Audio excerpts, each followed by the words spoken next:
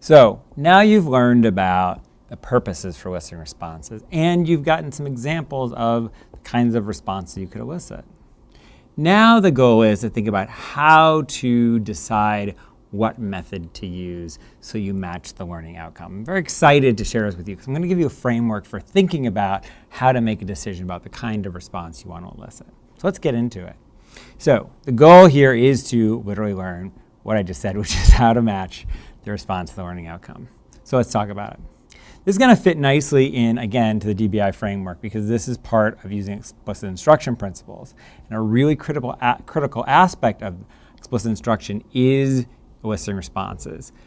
One thing for you to know is that sometimes this is called opportunities to respond, and that's a term often used in the behavior literature to describe this aspect of instruction. And regardless of where it is, it's a really important way to make sure that students are with you. And as we've already said, it may not be embedded in the secondary prevention program. They may not tell you how to elicit responses, or they may recommend a way to elicit responses that isn't as effective as it could be. I've often seen that they recommend very long activities that, frankly, in the 25 minutes they put on the clock, so a little clock in the corner of your lesson, there's no way that if you followed their instructions, you could get the lesson completed and get students to participate. So we need to think then about how we can match the method of eliciting responses to the learning outcome that's within the secondary prevention program to make it maximally effective, regardless of whether or not you do it the way the program says to do it. So let's talk now about how that fits into our checklist. So a second criterion when you think about eliciting responses is to match the learning outcome. So there it is. Let's talk about how to do it. The point here, as we always have said, is that we're trying to maintain processing in the two ways that we've talked about. And now we want to make sure that students are processing what we intend. So it's wonderful to maintain processing. It's wonderful to check the accuracy of the processing. But what if you're not actually getting students to elicit responses in a way that'll help them master the lesson content? That's a critical issue. And if you don't do that, sorry, I got my... Okay, that's better. The coat was kind of flapping in the back. So if you don't do it, set it up so that the ways your eliciting responses are getting students to understand the concepts you're teaching, it's not going to work. It's not going to be maximally effective in reaching the learning outcome. So let's not have that happen. Let's talk about how to make that happen. So to make it work, the key here is to match the Bloom's taxonomy level of the learning outcome. And you couldn't think about this beyond Bloom's taxonomy. You could think about this in terms of cognitive complexity, an idea I'll come back to later. The goal here is to, in a Bloom's framework, ask questions that elicit response at the level of your learning outcome. And then you can also ask questions that support the learning outcome. Okay, so here's the famous Bloom's taxonomy. Now remember, this is only one way to think about cognitive complexity, but it's a useful heuristic, meaning a useful sort of tool to consider cognitive complexity. Here at the top, we have the most cognitively complex way of thinking about learning outcome. So creating something that's unique, that requires you to synthesize a large body of information. All of this is supported by the most foundational ideas, which are remembering ideas, often facts, individual things you need to know that will then support you in doing all the rest of these things. The size of the levels of the triangle is strategic here. The fact is that we need more remembering questions than we do creating questions and creating activities because this is such important foundational knowledge. So that means that when we're designing our lesson for the learning outcome, if our learning outcome is at a particular level, we need to elicit responses at that level. If we have an understanding level question, the learning outcome requires processing at an understanding level. Then you're going to ask questions, you're going to elicit responses that are going to get at understanding at that same level. Another thing you can do is if you have an analyzing level objective, you can ask questions that support the learning outcome. So in other words, you might ask analyzing questions, but you might ask questions in your lesson that support that learning outcome, that sort of are foundational to it. So those are the two ways in which you will want to elicit responses. These are different methods for eliciting response we've talked about before, and they all fit somewhere in Bloom's taxonomy, but not all equally. And so this is one way to think about it. And this is just, again, sort of a model for thinking about it. We aren't sure we've got it exactly right. But let me give you a couple examples of how we think about this working. So obviously down here, as we said, we have the remembering level questions. Remembering is about basic facts, individual ideas. And not all kinds of responses, many responses will actually allow you to get at remembering level. So for example, you do a whip around. Whip arounds are very simple kinds of things to do. Students get very short responses. And so it's an easy way to get at students' memory of something is to do a whip around. Core response is probably the best example of something that's at the remembering level because students are going to give a very short factual response. Core response isn't good even for understanding. You can't ask a why question usually and get all the students to give you the same answer unless you've told them exactly what you want them to say. But typically when you ask a why question, you want students to interpret. And core response is not good for that. By contrast, when we come over here, let's say, to individual responses, you can use individual responses to remember. You could ask students questions, ask them to understand. You could ask them to apply something. You can ask them to analyze something, evaluate, or create something. That's all possible at the individual level when you get an individual response. So that can be applied to all of these. And remember, these are not the only ways to elicit responses. These are a variety of ones that are effective and have been shown to work for students, but there are others that we've already talked about. And all of these ways of eliciting responses will have some way of fitting into this Bloom's taxonomy. It'll be your job to figure out which way. We'll focus on these ones. So I want you to pause for a second and look at this objective. Students will be able to use finger counting to add numbers with sums of 2 to 10. So look at this lesson objective, this learning outcome, and identify the Bloom's taxonomy level. Write one question or give one instruction to students that elicits a response at that level. And then write one question or give one instruction that supports the learning outcome. So again, you're not necessarily just asking questions that are at this particular level, although you've got to figure out which it is. You can also ask questions that support it. So figure out the learning outcome level, and then write the questions that are at the same level and that support it. So good luck with that. We'll come back together and we'll talk about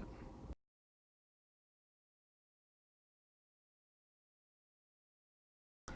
So you've had a chance to think about this objective, and you've had a chance to think about questions or instructions you would give students. So the level of this learning outcome is application. We're asking students to apply the idea of finger counting to adding numbers. So they're actually using that information to do something new.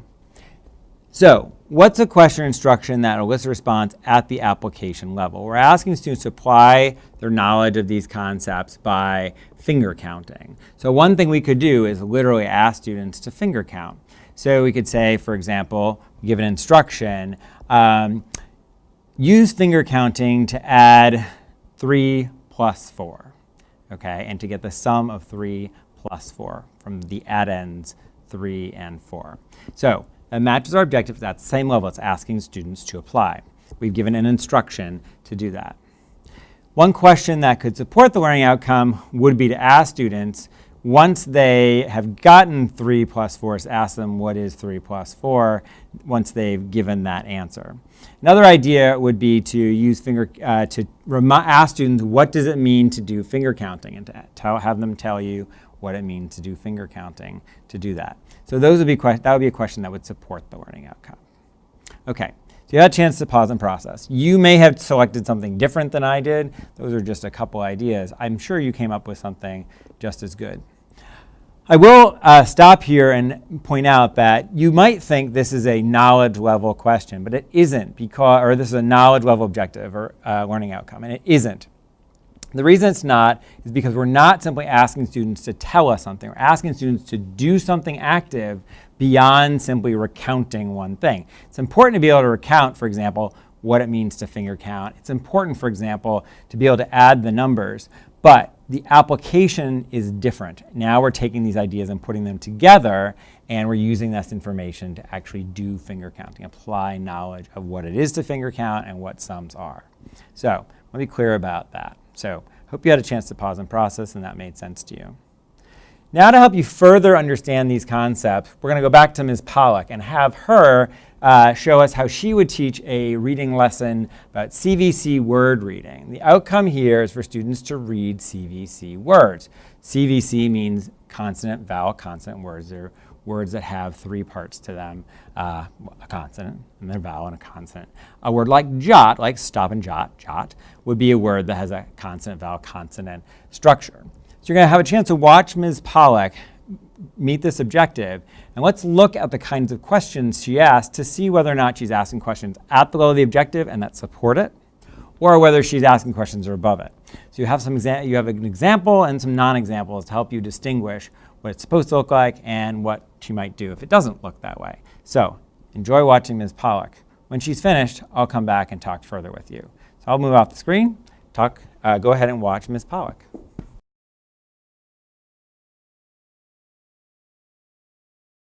Let's look at the first word. I'll say the letter sounds. D, a, d. You say them with me. D, a, d. Let's read the word. Dad. Very good. Let's move to the next word. Let's say the letter sounds together. K, I, t. Let's say the word. Kit. Very good. Now you try saying the letter sounds on your own as I point to each letter. L, A, G. And let's say the word. Log. Very good. Last word. You say the letter sounds and then you read the word. Pen. Pen. Great job.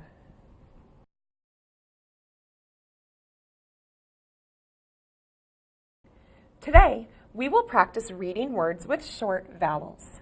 Let's read these words together. Dad. Kicked.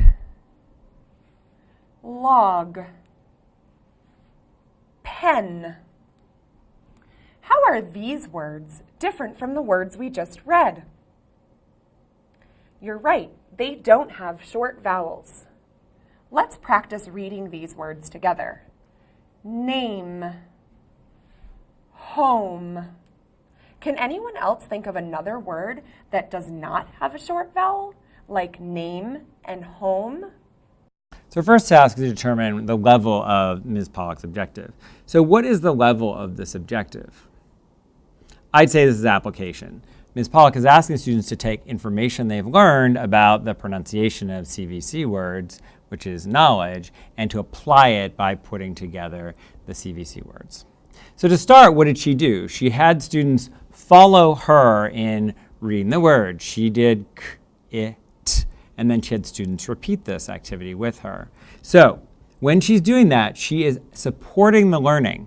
All the students are doing is having to repeat her. So that's a remembering level activity. That's supporting the use of the CVC structure. By the end, you see the students doing it on their own, and she's simply pointing at the letters, which means the students are actually at the level of the objective. So did Ms. Pollack have an activity at the level of the objective? Yes, by the end. Did she have things that support the objective? Yes, at the beginning. So now let's talk about the second example.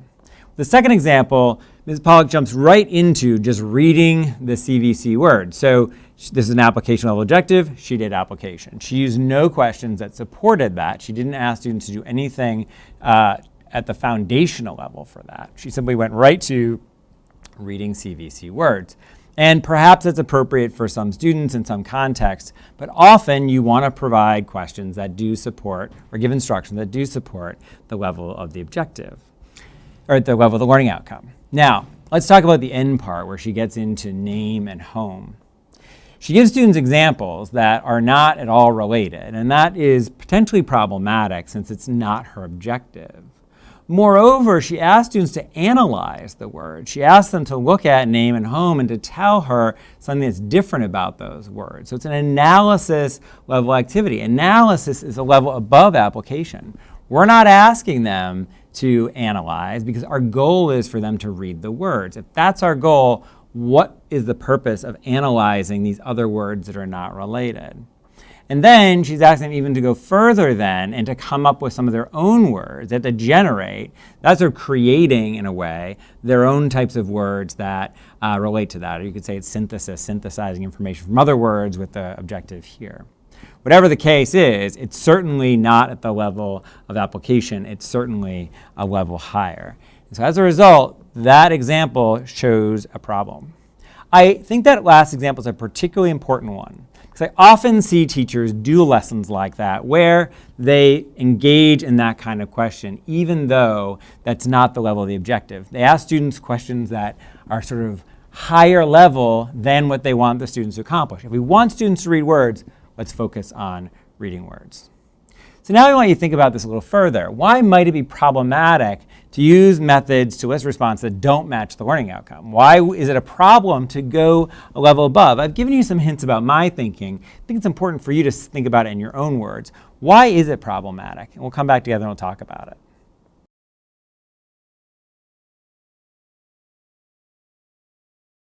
So I assume you paused the video and now you're back and we're talking about this together. So why is it problematic? Well, the key thing to me is that we're not accomplishing what we set out to do. We know what we want to accomplish. If we know that we want to have students read CVC words, then that's what we should be doing. There's no reason that we should be doing something harder than that, above that, because it isn't accomplishing our purpose. So why would we do that?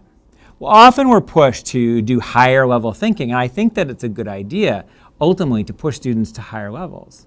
But it depends on what our learning outcome is, whether or not we push students there. And in the case that we had with the CVC words, the goal was not to distinguish the CVC words from other types of words. That's a different level of objective. The goal here was simply to read the CVC words. So that might be similar to your answer, maybe not. So the magic E rule. And I will confess I'm not a particularly big fan of the magic E rule, at least that term to describe it.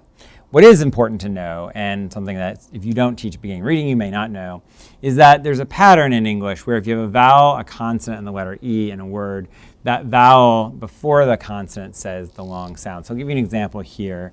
So if we have the word white. So if you have the word white, we have a vowel, a consonant, and the letter E here. And in this case, the vowel before the consonant, the E, says the long sound. So the I says I. The long sound is the name of the letter. And in the magic E term, the E sort of magically, is like a little star here, makes the I say its name. That part I don't like. What I like is the pattern where a vowel, a consonant, E say the long sound for the first vowel. So I'll give you one more example. Here's the word bake. You have a vowel, consonant, E, and the A says its name. So one way to describe the pattern is that when you have a vowel, a consonant, and the letter E, the vowel says its long sound. So if we're teaching the magic E rule, our learning outcome would be something like this. A student will be able to correctly state the magic E rule and read words that contain a magic E accurately. Now, think about that learning outcome. Thinking back to a previous module, what's one potential concern about this objective? Think about that for just a second.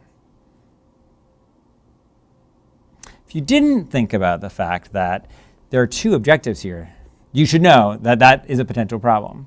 I think in this case, they're so quite closely linked that it's appropriate to have them work together in this case, but there are in fact two objectives. Okay, our first task is to do what? Well, it says it up here. Examine the Bloom's taxonomy level of the learning outcome. We've already said we have two, actually. So let's first talk about the state the magic E rule. So what level of objective is that? Hopefully you've thought about that a little bit. If you haven't, pause the video and figure it out. It should be clear to you that that's a remembering level objective learning outcome because basically it's a fact. That's the rule. The rule is when you have a vowel, consonant, E, the vowel says its name. That's the rule. That's the level of the objective. For the reading words correctly, that should be clear to you from Ms. Pollack's video because that's a replying level learning outcome because what we're asking students to do is to apply the rule, to use the rule correctly.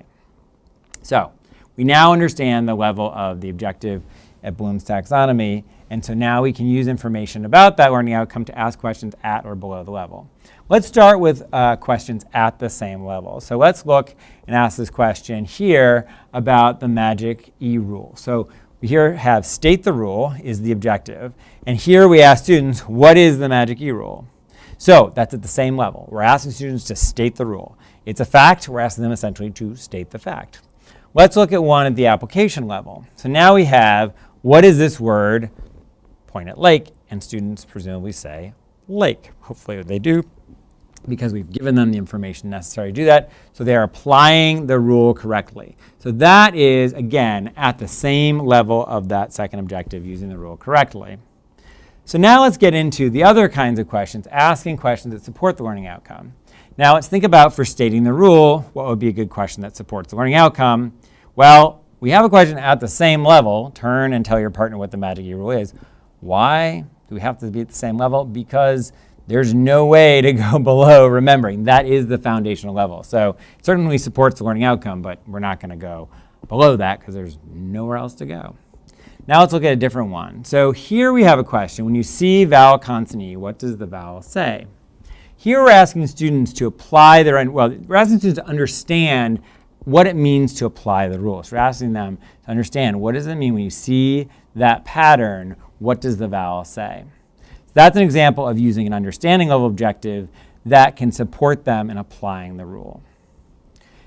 Note that we don't ask students why the vowel says its name, because our goal here is not for them to be able to explain how the rule works, even though there's a whole magic piece of it. The goal is simply for students to be able to identify the rule and to use the rule. They're going to here understand the rule by telling what the vowel says when they see that pattern. But if we went to a point of asking students to explain lots more beyond that, we're getting into analyzing territory, and that's not what we want to do. So I think that gives us a nice picture of that. And finally, asking again what this word is, that is a question at the same level as the learning outcome yet again. So now we have questions you can see here supporting the learning outcome, but really at the same level. And here we have a question supporting the learning outcome, and here again a question at the same level of the learning outcome. So now accomplish that effectively. Okay, so now let's look at a real video example to really get a feel for matching or supporting the learning outcome. So you get to watch Dr. Archer again do a lesson with second graders on vocabulary. She's teaching the word concentrate. And the learning outcome that she sets is for students to be able to read the word concentrate and determine whether a scenario matches the definition of the word concentrate that she provides. So I want you to watch the video and think about the methods that she uses to elicit responses. Think about whether or not they match or support the learning outcome. Important here is to know that whenever you do a little stop and jot when you're finished watching the video, identify a question she asked and determine whether or not it matches the learning outcome.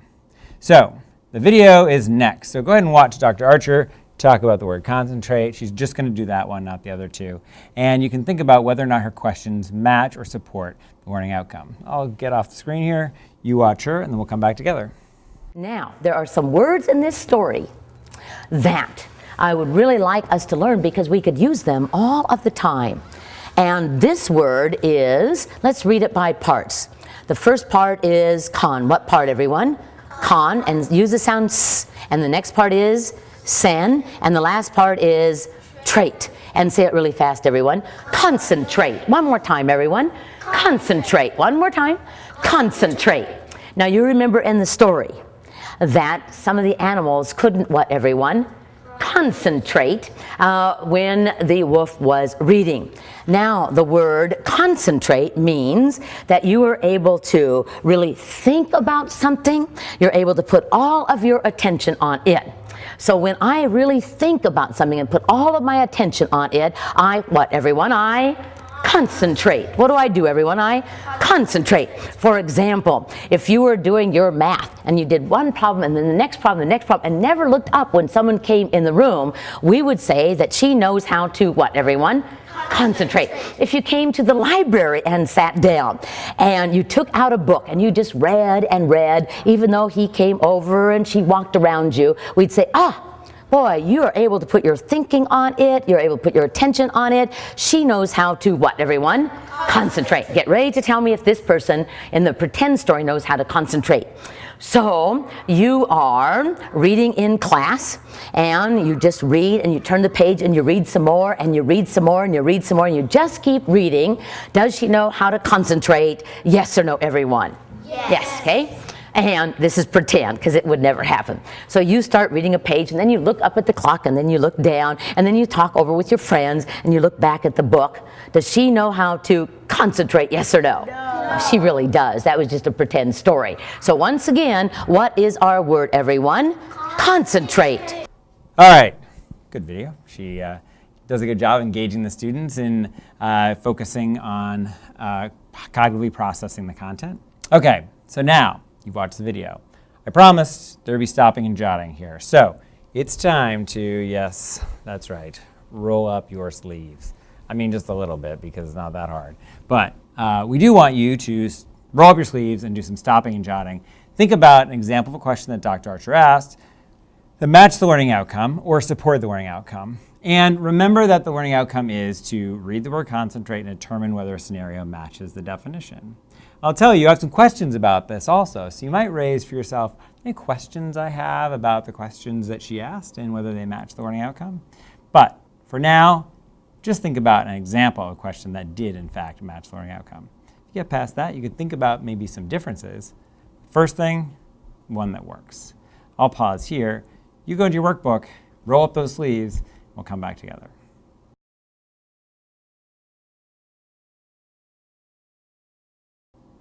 All right, so sleeves rolled, question answered. Let me tell you what I think. So given what she has done here in her example, she had this learning outcome that I described, and now the question is whether or not she met her objective. Her first task, her first learning outcome was to read the word concentrate. And she gave students instructions to read the word concentrate with her. She first helped them break it into parts. She then helped them read it. She repeated it multiple times. So here it's not a question, it's more of an instruction, but she's eliciting a response. Now, I think that all of those opportunities match the level of the learning outcome because the concentrating part of the objective is absolutely a learning level objective. In fact, a remembering level objective.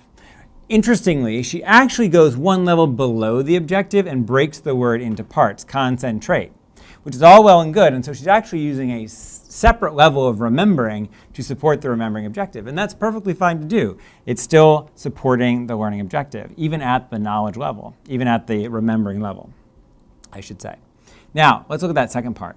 Determine whether a scenario matches the definition. She gives a definition for the word, and then she gives students a number of scenarios, and she gives them instructions to ask them whether or not a given scenario matches the definition she's given for concentrate. So what level first is the objective determining whether a scenario matches the definition? Here, I think that's a comprehension or understanding level objective. Why is it understanding? It's not versus, I think, application, which is what some of you may have thought it was. It's not application because the students aren't doing it themselves. They're not coming up with scenarios, determining whether a scenario, coming up with a scenario that does match the definition. All the work in terms of creating the scenario is done by the teacher. The student's task is to understand the definition of the word in terms of the scenario. Now, she does not require them to know the definition, and I think it would have been helpful to ask a question at the supporting level of using the scenarios. A supporting level remembering question would be, what is the definition of concentrate? Which she doesn't do. But she does a number of questions at the level of understanding by asking the students about the scenarios, some of which are examples and some of which are non-examples.